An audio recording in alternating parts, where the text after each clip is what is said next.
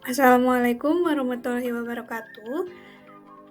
Kami dari kelompok 1 akan mempresentasikan mengenai sejarah dan ruang lingkup manajemen perbankan syariah. Untuk kelompok 1, anggotanya ada 3 orang, yaitu ada Anissa Siti Salihah, saya sendiri, dan ada Winnie Ambarwati, kemudian ada Alex. Materi yang akan kami sampaikan mengenai sejarah dan ruang lingkup manajemen perbankan syariah itu ada 3 poin. Yang pertama, mengenai sejarah perkembangan perbankan baik pada masa Rasulullah maupun saat di negara Malaysia maupun di negara Indonesia, atau pada perkembangan di negara lain. Kemudian yang kedua ada landasan hukum bank syariah, fungsi dan manfaat bank syariah, serta transaksi yang dilarang menurut syariah. Kemudian yang terakhir ada perbedaan bank syariah dan bank konvensional, serta perbedaan bagi hasil dan sistem bunga. Perbankan pada masa Rasulullah. Kata bank berasal dari kata banque dalam bahasa Prancis dan dari barco dari bahasa Italia dan berarti peti atau lemari atau bangku. Kata peti atau lemari sebagai isyarat fungsi untuk tempat penyimpanan benda-benda berharga seperti peti uang, peti emas atau lainnya. Secara umum, bank adalah lembaga yang memiliki fungsi utama, yaitu menerima simpanan uang, meminjamkan uang, dan memberikan jasa pengiriman uang.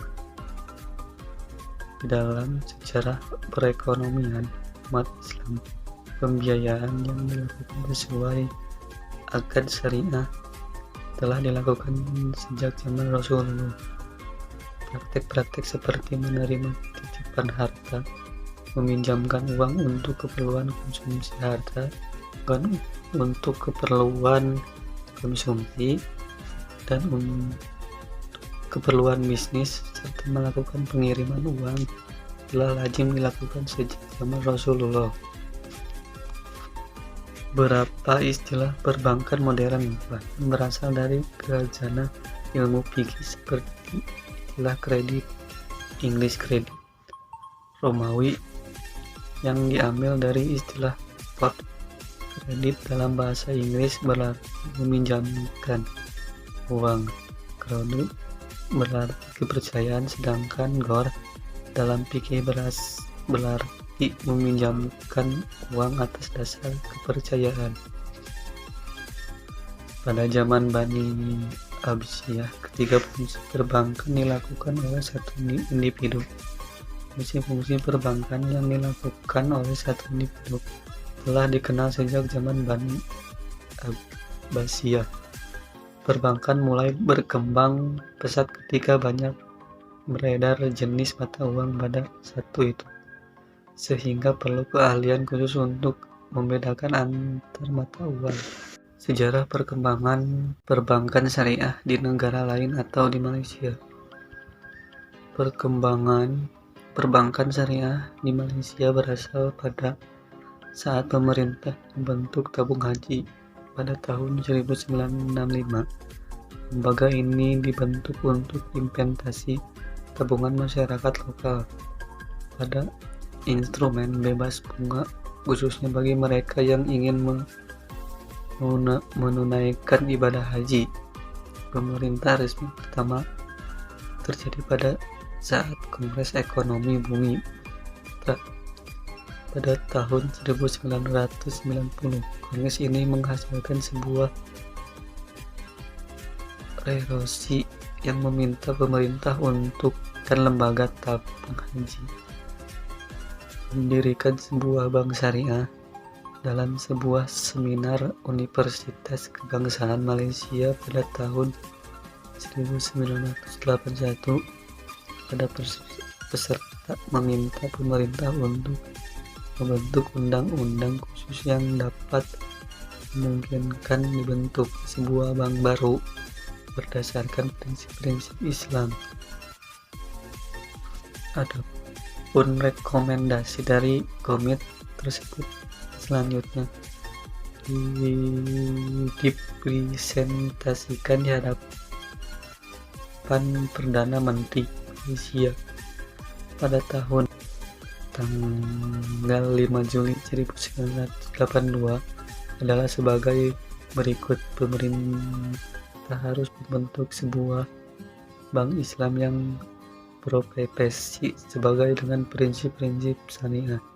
Bank Islam yang diajukan tersebut didasarkan pada Undang-Undang Koperasi pada tahun 1965, Undang-Undang Perbankan tahun 1973 tidak dapat berkomandir operasional bank syariah.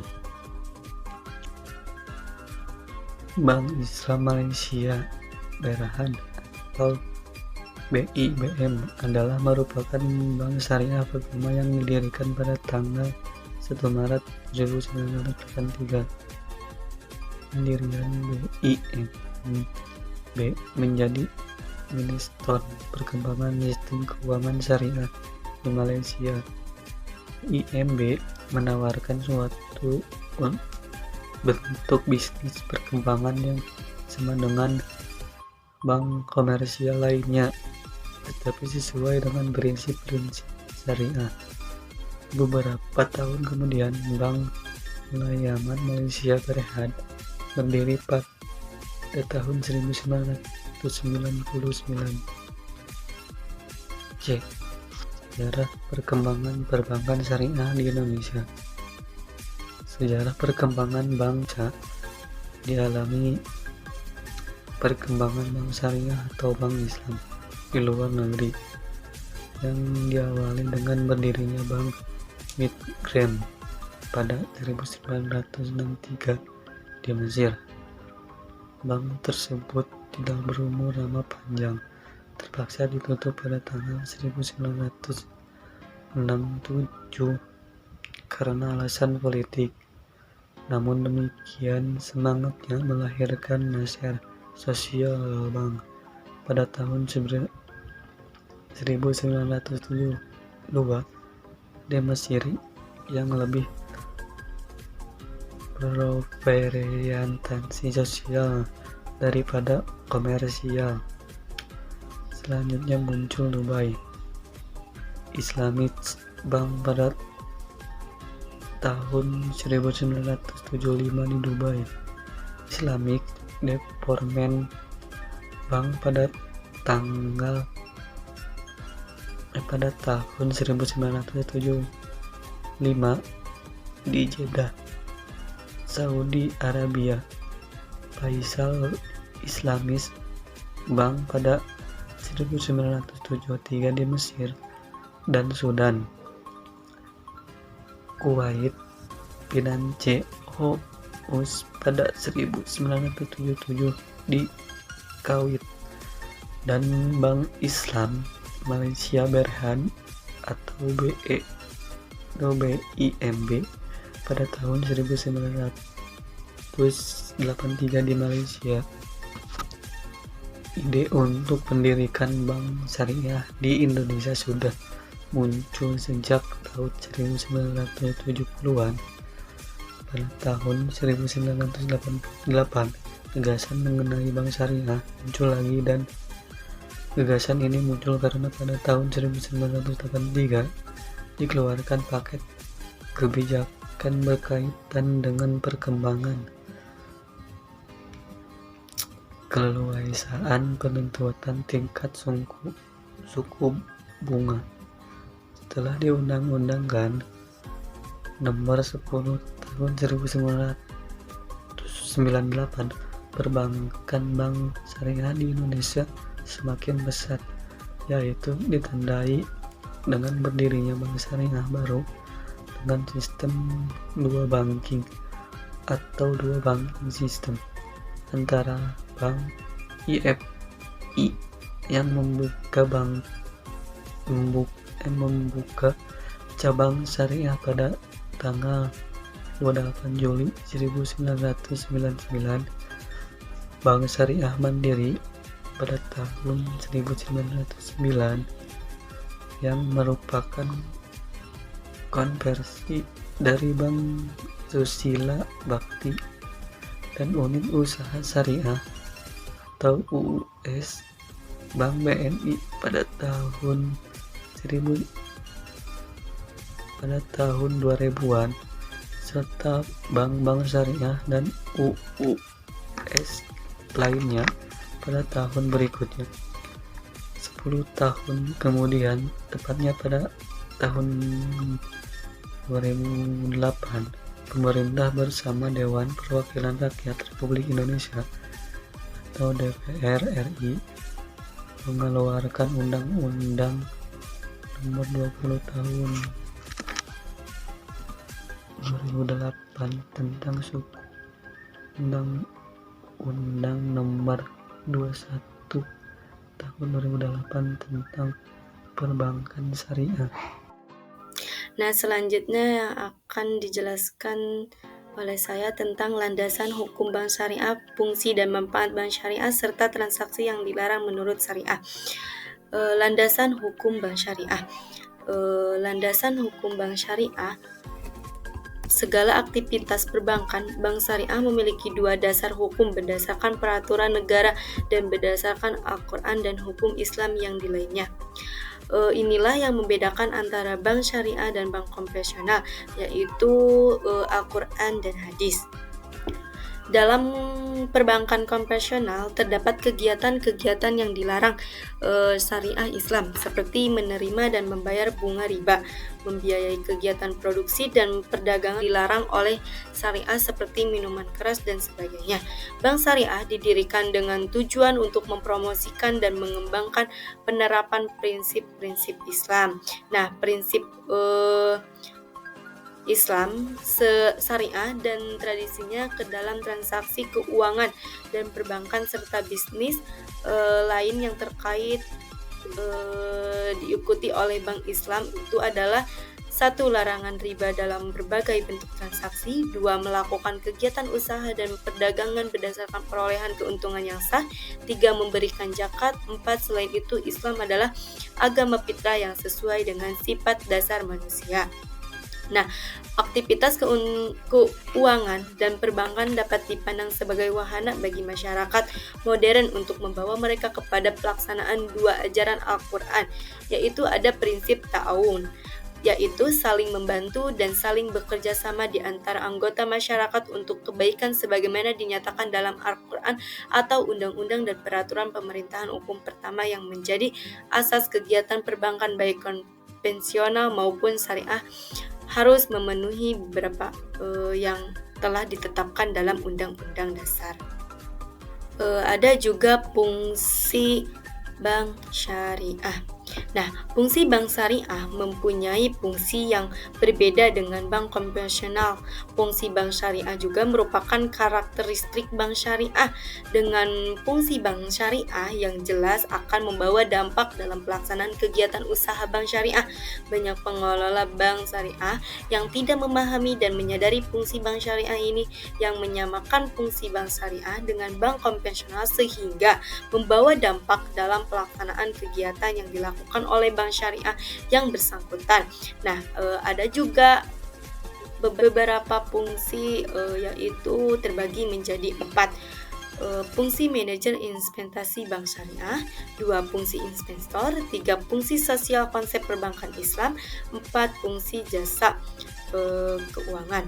Nah, fungsi manajer investasi bank syariah merupakan investasi dari pemilik dana, yaitu yang disebut dengan sahibul mal. Dari dana yang dihimpun dalam perbankan lazim disebut deposan atau penabung. Karena besar kecilnya pendapatan bagi hasil yang diterima pemilik dana tersebut sangat tergantung pada pendapatan yang diterima bank syariah dalam mengelola dana mudharabah, sehingga sangat tergantung pada keahlian, kehati-hatian, dan profesionalisme bank syariah. Jadi, apa yang dilakukan oleh bank syariah khususnya yang berkaitan dengan penyaluran dana akan membawa dampak atau resiko kepada pemilik dana. dari dana yang dihimpun, deposan atau penabung nasabah. Ada juga fungsi investor. Fungsi investor itu penyaluran dana baik dalam prinsip bagi hasil, mudorobah, dan masyarakat prinsip ujrah, ijarah, dan ijarah, mutahiyah bin tamlik maupun prinsip jual beli. Bank syariah berfungsi sebagai investor, sebagai pemilik dana. Oleh karena itu, sebagai pemilik dana, maka dalam menanamkan dana dilakukan dengan prinsip-prinsip yang telah ditetapkan dan tidak melanggar syariah yang ditanamkan pada sektor-sektor produksi dan mempunyai resiko yang sangat minim. Nah, yang ketiga, fungsi sosial konsep perbankan Islam mengharuskan bank Islam melaksanakan jasa sosial, bisa melalui dana pinjaman kebajikan, zakat, atau dana sosial yang sesuai dengan ajaran Islam. Nah, konsep perbankan Islam juga mengharuskan bank Islam memainkan peran dalam pengembangan sumber daya insani dan menyumbang dana bagi pemeliharaan serta mengembangkan lingkungan hidup. Yang terakhir yaitu ada fungsi jasa keuangan. Dalam menjalankan fungsi ini, bank syariah tidak jauh berbeda dengan bank konvensional, seperti memberikan pelayanan clearing, transfer, pembayaran gaji, dan sebagainya. Selanjutnya yaitu ada manfaat prinsip bank syariah. Terbagi menjadi 4, yaitu dijamin oleh syariat Islam, 2 terhindar dari potensi riba, 3 keuntungan berdasarkan bagi hasil, 4 telah terjalin LPJ. Nah, yang dimaksud dengan dijamin oleh syariat Islam yaitu salah satu keuntungan dari adanya prinsip bank syariah adalah dapat ikut adil dalam pelaksanaan syariah Islam dan muamalah berdasarkan Islam. Nah, tentunya mendatangkan pahala bagi siapa. Yang kedua, terhindar dari potensi riba. Nah, manfaat lain yang bertransaksi dengan prinsip syariah adalah terhindar dari potensi riba. Misalnya, di dalam agama Islam, hukum riba adalah haram dan wajib dihindarkan. Dengan menyimpan uang pada bank syariah, tentunya Anda teman-teman misalkan akan dijauhkan dari dosa riba. Nah, ada keuntungan berdasarkan bagi hasil. Nah, ini tidak seperti bank konvensional lainnya yang akan memberikan bunga kepada nasabahnya.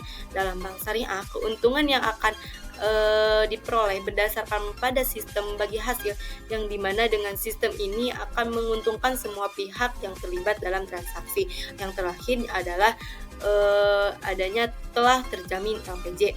Nah, LPJ itu lembaga pinjaman simpanan. Nah, terjamin LPJ, dana nasabah yang disimpan dalam bank syariah dijamin oleh lembaga pinjaman simpanan, yaitu LPS. Nantinya, lembaga ini akan bertanggung jawab dan siap menanggung resiko apabila terjadi kehilangan dana nasabah bahkan hingga 2 miliar. Yang terakhir yaitu transaksi yang dilarang menurut bank syariah. Nah, berikut ini adalah berbagai transaksi yang dilarang dalam Islam, yaitu haram jatnya atau disebut dengan haram li jatili. Ada haram selain jatnya, haram li gairihi. Yang terakhir terjadinya ta'aluk atau ta'aluk. Nah, haram haram li jatili yaitu transaksi dilarang karena objek, misalkan barang dan atau jasa yang ditransaksikan juga dilarang, misalnya minuman keras, bangkai daging babi, dan sebagainya. Jadi transaksi jual beli minuman keras atau barang yang diharamkan dalam Islam adalah haram walaupun akan jual belinya sah. Nah, ada juga haram selain jatnya yang disebut haram li gairihi, yaitu misalkan melanggar prinsip antaridin minkum, yaitu penipuan. Setiap transaksi dalam Islam harus didasarkan pada prinsip kerelaan atau kedua belah pihak sama-sama ridho. mereka harus mempunyai informasi yang sama sehingga tidak ada pihak yang merasa dicurigai atau ditipu karena ada sesuatu yang dimana salah satu pihak tidak mengetahui informasi yang diketahui pihak lain, maka ini disebut dengan tadlis. Dan tadlis dapat terjadi karena adanya kuantitas. Dalam kuantitas contohnya adalah perdagangan yang mengurangi takaran atau timbangan barang yang dijualnya. Kualitas contohnya penjual yang menyembunyikan cacat pada barang yang ditawarkannya. Harga dalam harga contohnya adalah memanfaatkan ketidaktahuan pembeli akan harga pasar dengan menaikkan harga produk melebihi harga dipasarkan. Nah, waktu penyerahannya, dalam waktu penyerahan contohnya adalah petani buah yang menjual buah di luar musimnya, padahal petani ini mengetahui bahwa dia tidak dapat menyerahkan buah yang dijanjikan itu pada waktunya. Yang terakhir, terjadinya ta'aluk. Nah, ta'aluk yaitu transaksi di mana terjadi dua akad yang saling mengikat. Nah, maka berlakunya akad satu tergantung pada akad dua. Contohnya misalkan Anissa menjual barang kepada Ira seharga 120 juta secara cicilan kepada Ulpah. Nah, dengan syarat bahwa Ulpah harus kembali menjual barang kepada Ira tersebut kepada Anis secara tunai seharga 100 juta. Nah, transaksi tersebut haram karena ada persyaratan bahwa Anissa bersedia menjual barang ke Ira dan ke Ulpah asalkan Ulpah kembali menjual barang tersebut kepada Anissa. Nah, dalam kasus ini disyaratkan bahwa akad 1 berlaku efektif bila akad 2 dilakukan. Penerapan syarat ini mencegah terpenuhnya rukun, yaitu kondisi di mana suatu transaksi diwadahi oleh dua akad sekaligus berakibat pada adanya kondisi ketidakpastian mengenai akad mana yang berlaku. Baik, saya akan menjelaskan mengenai perbedaan bank syariah dengan bank konvensional. Bank konvensional dan bank syariah dalam beberapa hal pastinya memiliki persamaan, terutama dalam sisi teknis penerimaan uang, mekanisme transfer, teknologi komputer yang digunakan, persyaratan umum pembiayaan, dan lain sebagainya. Tentunya jika memiliki persamaan maka akan memiliki perbedaan. Nah, perbedaan antara bank konvensional dan bank syariah itu menyangkut pada akad dan aspek legal, kemudian mengenai struktur organisasi, kemudian usaha yang dibiayai, dan lingkungan kerja. Untuk yang pertama mengenai akad dan aspek legal itu akad yang dilakukan dalam bank syariah memiliki konsekuensi duniawi dan ukhrawi karena akad yang dilakukan berdasarkan hukum Islam. Jadi bank syariah dalam akadnya sesuai dengan ketentuan-ketentuan syariah. Kemudian nasabah seringkali berani melanggar kesepakatan atau perjanjian yang telah dilakukan bila hukum itu hanya berdasarkan hukum positif belaka. Nah, jadi jika hanya berdasarkan dengan hukum positif belaka, itu nasabah akan seringkali berani melanggar kesepakatan atau perjanjian yang telah dibuat. Jadi dengan adanya dengan adanya akad sesuai dengan ketentuan-ketentuan syariah ini,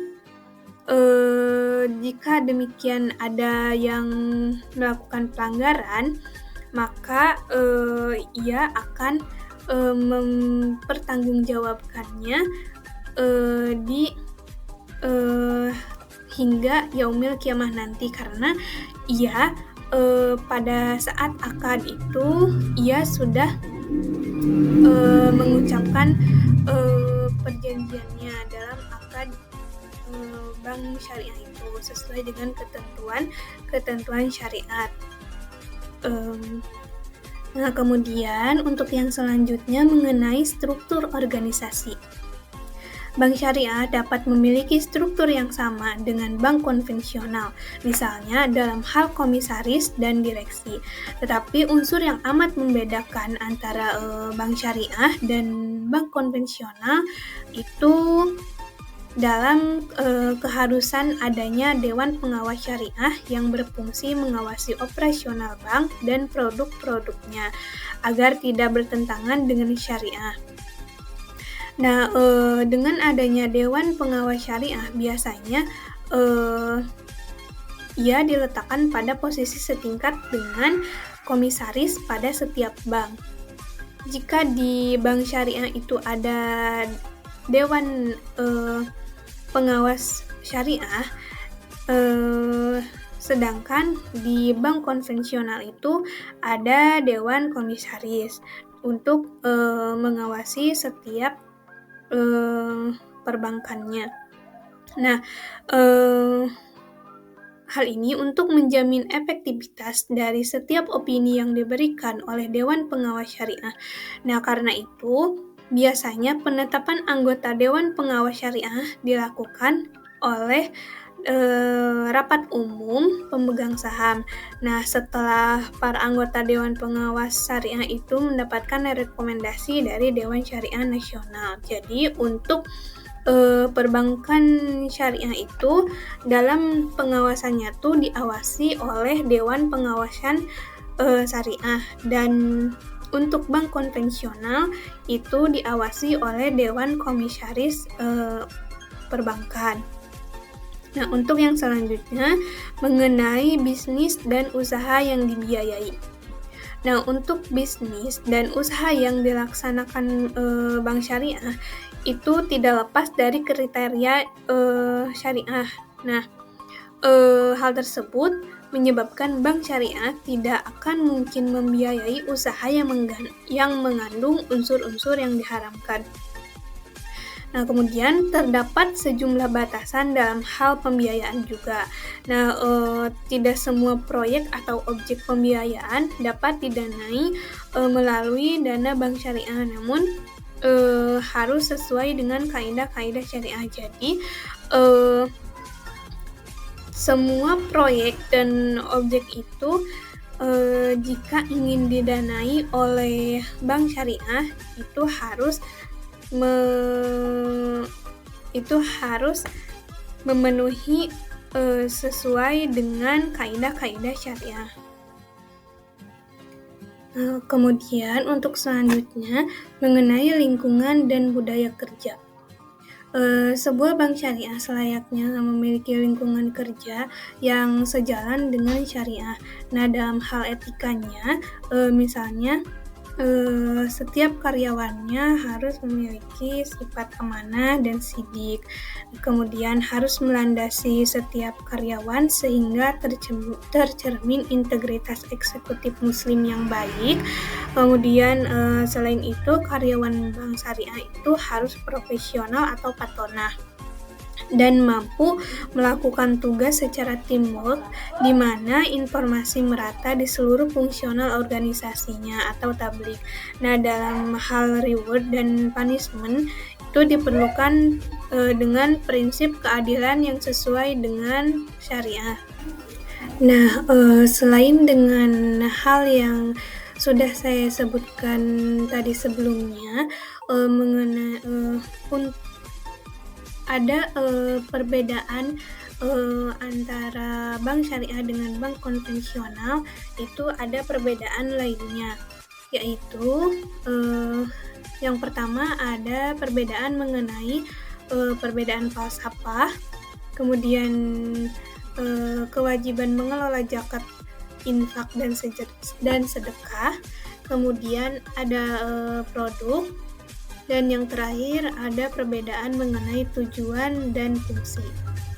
Ya, mengenai perbedaan falsafah, perbedaan ini merupakan perbedaan pokok antara bank konvensional dengan bank syariah, terletak pada landasan falsafah yang dianutnya. Nah, untuk bank syariah tidak melaksanakan sistem bunga dalam seluruh aktivitasnya. Sedangkan untuk bank konvensional justru kebalikannya. Nah, untuk bank konvensional itu ada aktivitas sistem bunga. Untuk bank syariah itu ada untuk aktivitasnya itu dinamai dengan sistem bagi hasil. Dan untuk bank konvensional itu sistem bunga. Nah, dalam hal itulah yang menjadi perbedaan yang sangat mendalam terhadap produk-produk yang dikembangkan oleh bank syariah. Nah, di mana untuk menghindari sistem bunga, maka sistem yang dikembangkan adalah jual beli serta kemitraan yang dilaksanakan dalam bentuk bagi hasil. Nah, dengan demikian semua jenis transaksi perniagaan melalui bank syariah diperbolehkan, asalkan tidak mengandung unsur bunga atau riba. Nah, riba secara sederhana berarti sistem bunga atau sistem bunga berbunga yang dalam semua prosesnya bisa mengakibatkan membengkaknya kewajiban salah satu pihak. Nah, riba juga sangat berpotensi untuk mengakibatkan keuntungan besar di suatu pihak, namun kerugian besar juga di pihak lain atau malah kedua-duanya. Kemudian perbedaan yang kedua yaitu mengenai kewajiban mengelola zakat, infak, dan sedekah. Nah, dalam bank syariah itu diwajibkan menjadi pengelola zakat, yaitu dalam arti wajib membayar zakat, menghimpun, dan mendistribusikannya. Nah, hal ini merupakan fungsi dan peran yang melekat pada bank syariah untuk penggunaan dana-dana sosial dalam zakat, infak, dan sedekah. Nah, sebagaimana yang tercantum dalam Undang-Undang Nomor 21 Tahun 2008 Pasal 4 Ayat 2 yang berbunyi Bank Syariah dan Undang-Undang Syariah dapat menjalankan fungsi sosial dalam bentuk lembaga Baitul Mal, yaitu menerima dana yang berasal dari zakat, infak, sedekah, hibah atau dana sosial lainnya dan menyalurkannya kepada organisasi pengelola zakat.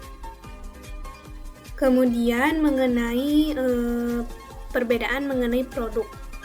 Nah, di bank syariah itu tidak memberikan pinjaman dalam bentuk uang tunai, tetapi bank syariah itu bekerja sama atas dasar kemitraan seperti prinsip bagi hasil atau disebut dengan mudharabah, kemudian prinsip penyertaan modal atau disebut dengan musyarakah, kemudian prinsip jual beli atau disebut dengan murabahah, dan prinsip sewa atau disebut dengan ijarah. Nah, sedangkan pada bank konvensional produknya itu terdapat deposito, pinjaman uang tunai berbunga, dan produk lainnya. Untuk yang selanjutnya mengenai perbedaan tujuan dan fungsi. Untuk bank konvensional itu didirikan dengan fokus pada keuntungan dan pertumbuhan ekonomi. Jadi bank konvensional itu hanya fokus untuk memperoleh keuntungan dan pertumbuhan ekonomi. Nah, sedangkan untuk tujuan dan fungsi dari perbankan syariah itu yang pertama kemakmuran ekonomi yang meluas dengan tingkat kerja yang penuh dan tingkat pertumbuhan ekonomi yang optimum. Kemudian keadilan sosial ekonomi, distribusi pendapatan dan kekayaan yang merata. Kemudian stabilitas nilai uang untuk memungkinkan alat tukar tersebut menjadi suatu unit, perhitungan yang terpercaya, standar pembayaran yang adil, dan nilai simpanan yang stabil. Kemudian, untuk mobilisasi dan investasi tabungan bagi pembangunan ekonomi dengan cara-cara tertentu yang menjamin bahwa pihak-pihak yang berkepentingan mendapatkan bagian pengembalian yang adil. Nah, dalam perbankan syariah itu, tujuan-tujuannya tuh membawa kesucian dan didasarkan pada Al-Quran dan As-Sunnah. Nah, tujuan-tujuan tersebut itu bukanlah semata-mata sebagai alat tawar politik dan kebijaksanaan. Akan tetapi, strategi yang sangat penting bagi terwujudnya suatu tujuan yang merupakan suatu keunikan yang dapat disumbangkan oleh Islam. Nah, sistem perbankan syariah itu ditegakkan atas kemutlakan larangan dari pembiayaan atau penerimaan setiap yang ditentukan.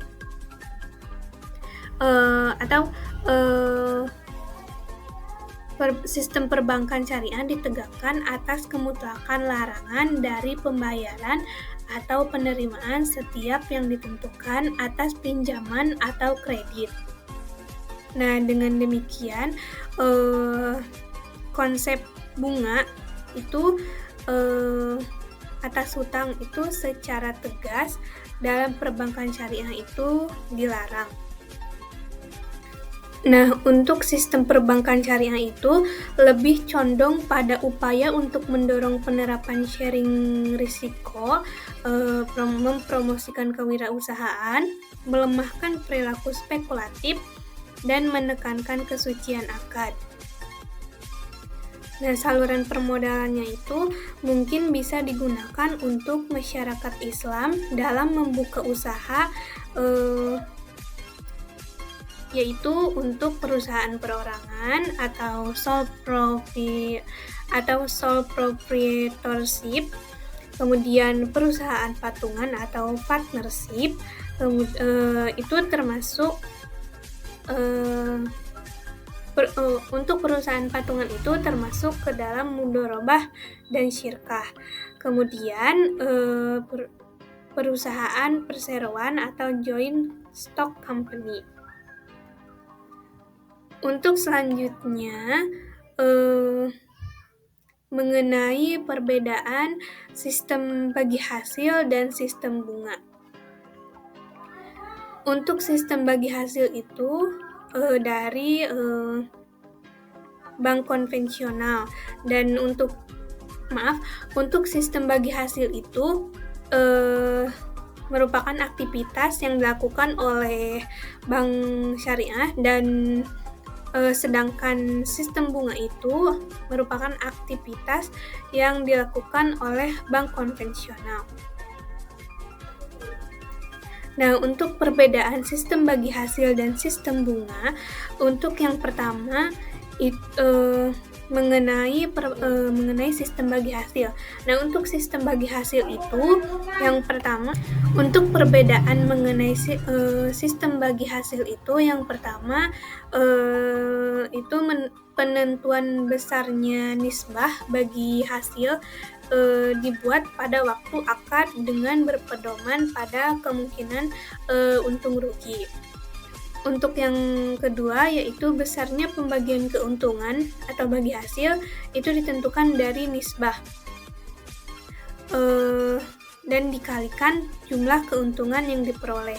Misalnya 70% untuk bank dan 30% untuk nasabah. Untuk yang ketiga, yaitu bagi hasil tergantung pada keuntungan usaha yang dijalankan. Jadi, bagi hasilnya itu tergantung pada keuntungan usaha yang didapat oleh nasabah atau usaha yang sedang dijalankan oleh nasabah. Kemudian yang keempat itu jumlah pembagian laba meningkat sesuai dengan peningkatan jumlah pendapatan. Kemudian yang kelima itu pelunasan pinjaman lebih awal tidak akan mendapat denda atau penalti. Jadi jika nasabah akan melakukan pelunasan pinjaman lebih awal, itu tidak akan dikenakan denda atau penalti. Nah, yang selanjutnya itu mengenai perbedaan sistem bunga. Nah, dalam sistem bunga itu yang pertama itu dalam penentuan bunganya dibuat pada waktu akad dengan asumsi harus selalu untung. Jadi, dari pihak bank itu tidak mau tahu apakah si nasabah itu dalam usahanya untung atau rugi. Yang bank inginkan itu hanya si nasabahnya harus tetap membayar bunganya. Yang kedua itu besarnya bunga yang diterima ditentukan dari persentase bunga dikalikan dengan saldo pinjaman. Jadi besarnya bunga yang diterima oleh pihak bank itu ditentukan dari persentase bunga dan dikalikan dengan saldo pinjaman nasabah. Yang ketiga itu pembayaran bunga tetap seperti yang dijanjikan tanpa pertimbangan apakah usaha yang dijalankan oleh nasabah itu untung atau rugi. Yang keempat, jumlah pembayaran bunga tidak meningkat sekalipun jumlah keuntungan yang dialami oleh nasabah. Nah, sekalipun jumlah keuntungan yang dialami oleh nasabah sedang meningkat atau keadaan ekonomi sedang booming. Yang kelima, itu pelunasan pinjaman lebih awal dari tanggal jatuh tempo akan mendapat denda atau penalti. Jadi, jika nasabah ingin melunasi pinjamannya lebih awal dari tanggal jatuh tempo, itu maka nasabah akan mendapatkan denda atau penalti karena ia melunasi pinjamannya lebih awal. Nah, selanjutnya yaitu kesimpulan dari semua materi. Nah, kesimpulan dari semua materi yaitu bank adalah lembaga yang memiliki 3 fungsi utama, yaitu menerima simpanan uang, meminjamkan uang, dan memberikan jasa pengirim uang. Di dalam sejarah perekonomian umat Islam, pembiayaan yang dilakukan sesuai dengan akad syariah telah dilakukan sejak zaman Rasulullah SAW. Dalam perbankan syariah terdapat landasan hukum bank syariah. Dalam segala kegiatan perbankan, bank syariah mempunyai 2 landasan hukum yang berdasarkan undang-undang negara dan berdasarkan Al-Quran dan hukum Islam lainnya. Al-Quran dan hadis. Bank syariah dan bank konvensional itu berbeda. Perbedaan bank konvensional dan syariah terletak pada aspek hukum, struktur organisasi, keuangan usaha, dan lingkungan operasional. Perbedaan sistem bagi hasil dan sistem bunga yaitu 1. Besarnya bagi hasil ditentukan berdasarkan kemungkinan untuk atau rugi pada saat akad ditandatangani. 2. Besarnya bagi hasil ditentukan berdasarkan perbandingan dikalikan dengan jumlah pendapatan. 3. Bagi hasil tergantung pada keuntungan usaha yang dijalankan. 4. Yang terakhir yaitu pembayaran bunga akan tetap seperti yang dijanjikan terlepas dari apakah bisnis pelanggan mendapat untung atau rugi, bahkan ketika harga konsumen meningkat atau kondisi perekonomian membaik, tingkat suku bunga tidak meningkat. Itu dari kesimpulan seluruh materi. Selanjutnya. Nah, sekian yang dapat kelompok kami sampaikan mengenai sejarah dan ruang lingkup manajemen perbankan syariah. Mohon maaf bila ada kekurangan yang disengaja maupun tidak disengaja. Wassalamualaikum warahmatullahi wabarakatuh.